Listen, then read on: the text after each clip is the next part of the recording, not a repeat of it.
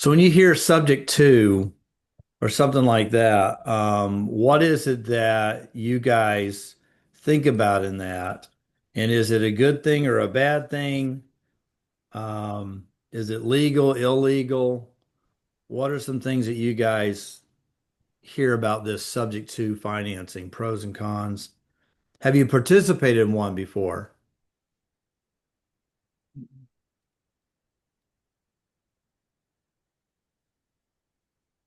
I'm assuming that would be a no, because I don't know if maybe no, I can't hear anyone. Can y'all hear me?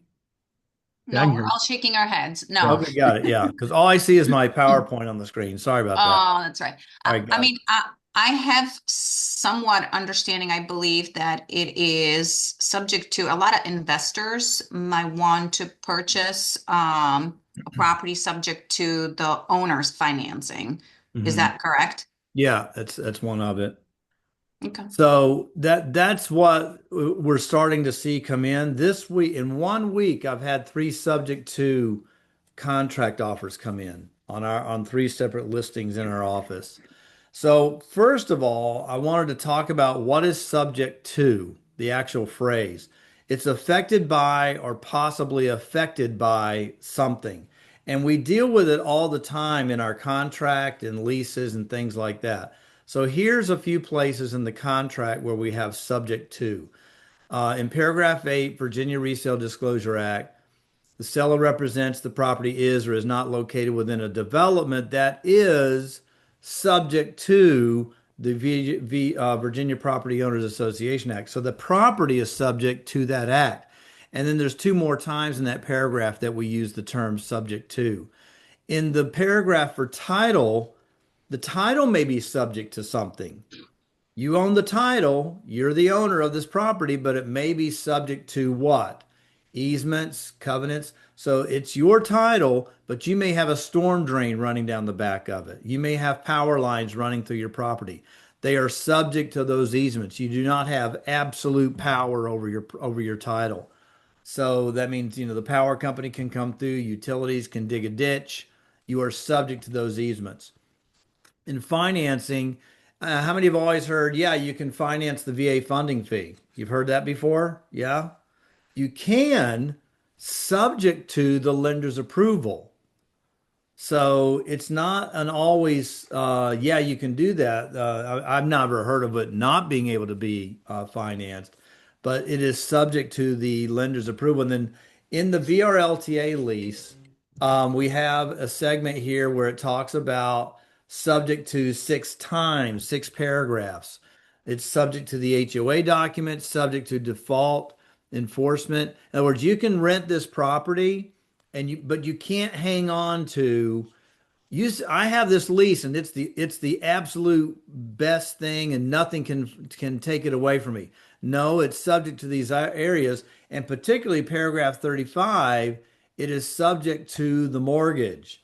And so when we get to real estate contract transactions, now we look at, okay, so I get these three offers and they are subject to the mortgage. And so what does this mean? So let's kind of go through this in just a moment. And let me get through these slides and then write down your questions if you have any. And if I can answer them, I will. If not, I'll find out the answer and we'll come back to it. But under a subject to transaction, the buyer is taking ownership of the property. It is transferring from Bob Smith to Jim Jones or Jim Johnson. Jim Jones got a bad connotation. So the buyer's taking ownership. Jim Johnson is now the owner, but Bob Jones still has a mortgage on it. And so it is still subject. Why would a seller do that? Anyone got any input on that? Why a seller would do that? Well, I got it on the screen. It could be the buyer has bad credit, but they've got income, they've got cash, but bad credit, so they can't get into a loan. I knew of a buyer that when rates were like 4 and 5% back in the day, they got a loan and it was 10% to the seller. So their bad credit require them to pay a much higher interest rate. Same thing here. I have bad credit. I'm in the 500s. Mr. Seller, would you sell your house to me? Yes, I'll sell it to you. I'll wrap a mortgage around it, and the seller takes a second trust on that. And so they receive the payments for their own mortgage and the second mortgage, and then they pay off they make the payments to the mortgage company. So they may have bad credit. They got cash. Let's say it's a $600,000 house. They've got $200,000. The mortgage is $400,000. The seller keeps making those payments, receives a payment from the buyer in the amount of the 200 and 400 combined. And so the seller's a little more in control there. I'm receiving this whole big payment, and then I am making the payment, but I can still foreclose on you, Mr. or Ms. Buyer, if you don't pay me that second mortgage amount. Also, may have debt to income ratio issues. Maybe in traditional selling, you can't be over 50%, but they're more like 60%, but they make a lot of money, so they're going to get the seller to take back a second. Also, we're seeing more of these because these buyers are coming in saying, well, let me do a subject to mortgage and I'll get that low interest rate mortgage. And then all I have to do is do a $200,000 mortgage with the seller at a higher rate. So I got this mortgage at 2.25 for, $400,000. And I got this mortgage to the seller for, 7%. Okay. So they're doing it that way. It could save on interest payments. So if they're coming into the property on year number 5 or 6, okay, year 5 and 6 interest is already paid. And what do we know about PITI payments? The majority of your interest is paid on the first part of the contract of the mortgage payments, and those interest payments go down. So if the buyer takes it and hangs on to it for a long time, their interest payments are going to be lower than what it would cost the original seller to do it. Quick closing with private funding, and that's kind of some of the benefits there to the buyer. For the seller, maybe a seller wants an investment secured by the real estate. So they say, hey, look, take my $400,000 mortgage. You've got 200 grand, and now they have a mortgage at $200,000. They got cash in the deal, and they're making 7 or 8% on the money. Okay, so they're getting monthly payments on that $200,000. So some may want to do that. But you also may have a distressed seller that is behind on payments. And that's usually where this comes up, is you have a distressed seller who is behind on payments. They're facing foreclosure. But what's the problem when they're facing foreclosure and they have a lot of equity and they can't refinance? They're going to foreclosure even though they got $200,000 equity. Why? Because they can't make the payments. In comes the investor. They make up the payments, but they say in exchange for that, I want to do a subject to transaction. I'm going to take over the property. I'm going to own it. And I'm going to start making these payments. But maybe I've got too many properties under contract in my name and social security number, and I can't get any more. So I'm going to use your loan to enable me to buy this property, and I'll pay you the difference. So the seller gives over the deed, hands it over to them, and they get this note where they're getting payment on it. But now the buyer's making the payments for the seller, but the seller is rescued. So there's that piece of it as well. Now, what we see in our circles is this last point here. The seller is entering into a joint venture with an investor to rehab the property so that they can ultimately sell it. We have this opportunity for people to get it fixed and then sell it later. And we've got organizations that we all work with, but those organizations want to put a lien on the property to get paid later. And it could be that those costs are a little bit higher than if they were doing it in a joint venture with an investor. The investor is going to say, look, you don't have to pay for anything. I will pay for all the fix-ups. I'll bring my crews in and everything, but let's have a transaction here because I need that ownership so I can do work on it. But you don't get to make any decisions anymore because I'm getting it ready to sell. That's my primary purpose. And so they do a subject to transaction on that one. Okay. So that is how the subject to in a nutshell works. And there's a lot more to it when you talk about that. But in a nutshell, that's kind of how it works. Are there any questions? What do you have going on as far as anything that you're getting offers on? And I got a little bit more to talk about the offers that came in, and I'll show you those on the screen in a second and why I don't like them and why I think it puts your seller in a really bad situation. And you got to be careful who you're working with. So, any questions on that?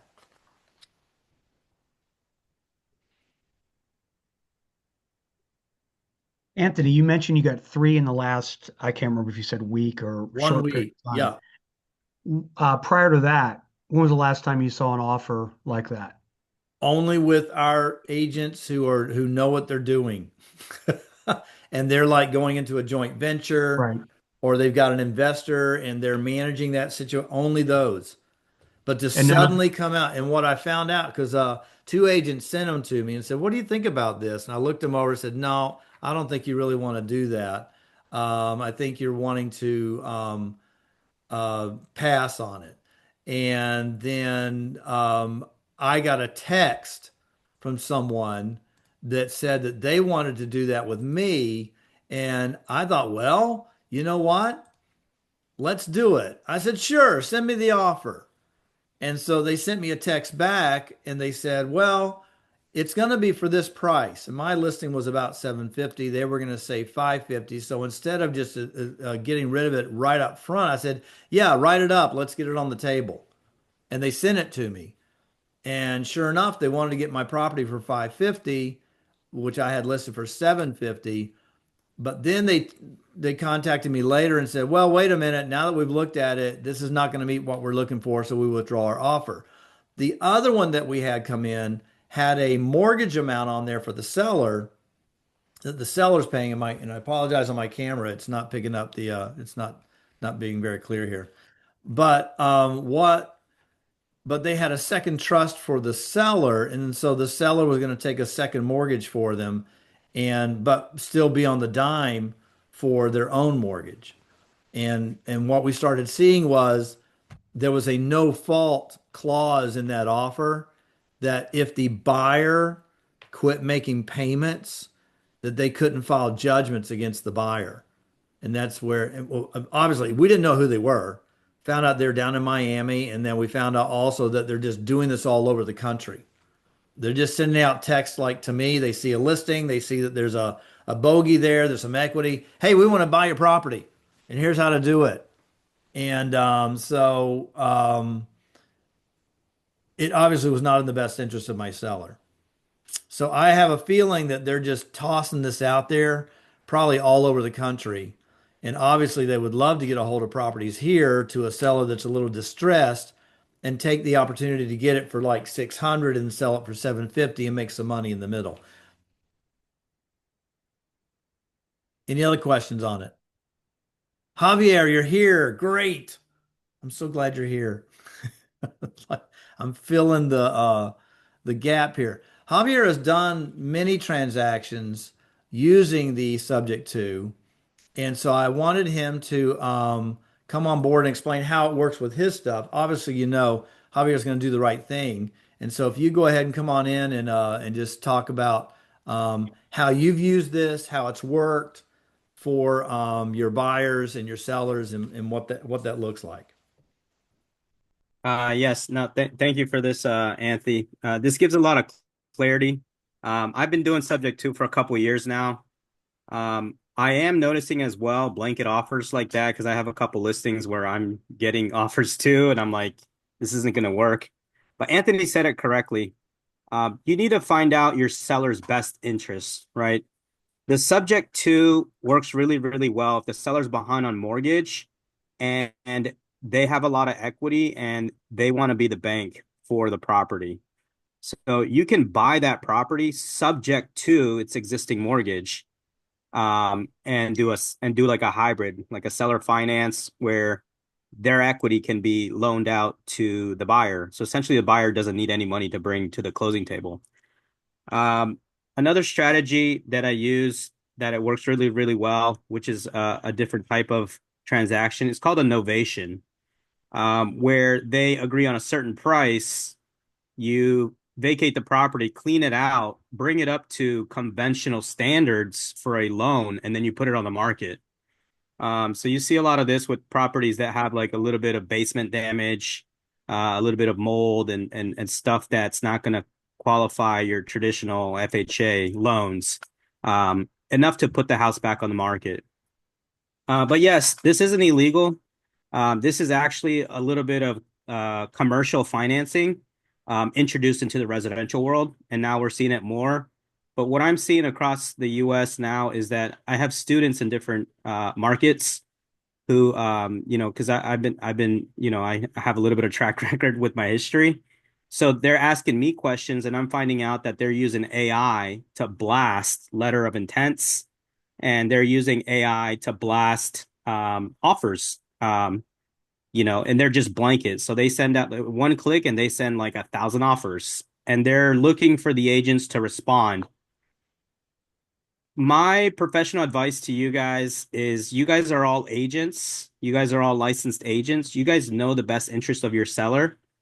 Um, if you're in a position where your seller wants to get the highest and best offer, then, have them show the proof of funds. Like if they're really interested in buying it subject to, like, well, what are you offering? And the other thing too that Anthony forgot to mention is a lot of these offers and a lot of these contracts don't have the commissions for yourself as the listing agent. So make sure you include that in the HUD or in their offer. Tell them about like, where's my commission, right? Because a lot of those contracts don't have the commissions involved because they are from buyer to seller or traditional off-market contracts. If your seller can sell the house and do price reductions and not be underwater, right? Like not show up to the closing table and bring cash to close, then I recommend you continue listing it. In a position where that house can't sell, right? I think we all know as professionals, price and condition sell a house. If the price is not there, the condition needs to be there. And if the condition's not there, then the price needs to reflect that condition. Hallelujah. Thanks, man. So if you're in a position where you can't sell your property, this is an alternative method to either help the seller with their credit or vice versa. Help the buyer with their credit, right? Because you could sell the property subject to its existing mortgage and have the buyer fix their credit in 6 months and then qualify for a loan and do another closing. So you could use this subject to in multiple different methods. Mm-hmm. Yeah. So that probably opens up a lot of different questions from folks. Has anyone got any questions on that?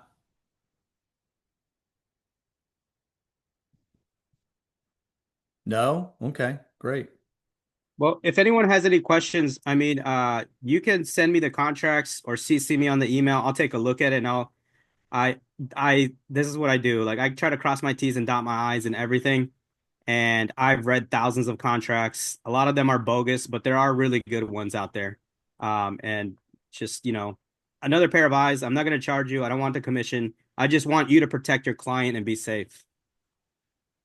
Great. Thanks a lot, man. I really appreciate that. I'm going to bring up here now, share this screen here. So you guys can take a look at, so this is one of the letters that came in. This was Marty Alderfer. She is the first one that this came into to our office, and then within the week we got two more of these. Mine also came from UR Creative Solution. The other one came from a different group. To introduce us who they are. Here's a quick video to understand our offer. The quick video is a complete AI video. They put in a script. They selected an audience or what do you call it, an avatar, and it's a blonde lady speaking the script. So they were saying it's a $600,000 purchase, cash to the seller at closing, and then we're giving a 3% commission to the agent. Now this is coming to Marty, so they're putting this in here for Marty. They take over the existing loan for 401, and then the seller is going to take back a second mortgage of $162,000. Let me make sure this is big enough for you guys to see this. And then it's a 7-year loan. It may be amortized over 30, but it's a 7-year loan. So at the end of the 7 years, the seller is going to get $180,000 and payments of $451 per month.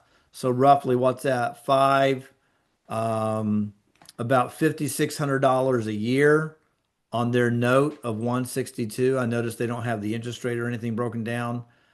But then the payment for everything else is then sent to the bank and to the seller. So the seller's getting the 451 payment, and the bank supposedly is getting the rest of this loan. And in the contract I read, you're signing everything over for them to make the payments, which is what I don't like about it.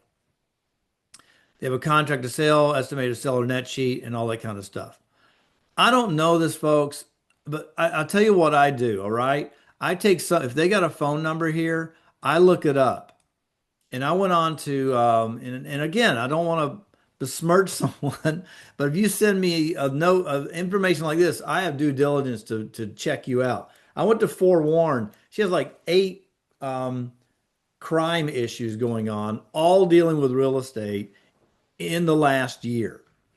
And so it's not like fraud, but it's things like she hasn't paid the HOA document fee. She has a list pendants on her property. There was a lot of stuff that, like, man, what the heck? Which probably, I'm assuming this, either she's got a lot going on with herself personally, or what might be happening is that she is involved in these properties, and now her name is connected to it. And so now she's getting all these notices and files of charges against her name. So, if someone is wanting to do this, the first thing I would look for of trust is there a local realtor involved that has an investor? And like Javier said, great, I appreciate all this. Show me the proof of funds. How do I know my seller is going to still get paid? Is my seller even interested? Is my seller completely aware of the challenges that might come up on this program? Okay. And so I want to make sure that my seller's protected. They're totally aware of what might happen, that they understand that the really only thing they can foreclose on is on the second mortgage. They can't foreclose on the first mortgage, but they may get a notice in the mail that it's being foreclosed on them because the buyer quit making that payment. Remember, the buyer is buying it in this fashion unless they're an investor because of the credit issues. Okay. Hey, I'm going to sell this to a bad credit buyer and just wrap a mortgage and trust them to get it all done. So you really want to be looking at that a lot carefully to do that. Again, Javier's experience in this is more like, we're going to work on this property, we're going to bring it up to standard, and then we're going to sell it. And in my joint venture that I bought with Subject 2, I'm going to be part of the owners that participates in the benefit of all the work we just did. I like that. I could do that all day. And so, in fact, I've talked with Javier about deals I've had come down. Hey, would this work? And then we weren't able to bring it together. So it's not something that you want to run from, but you want to be aware of it.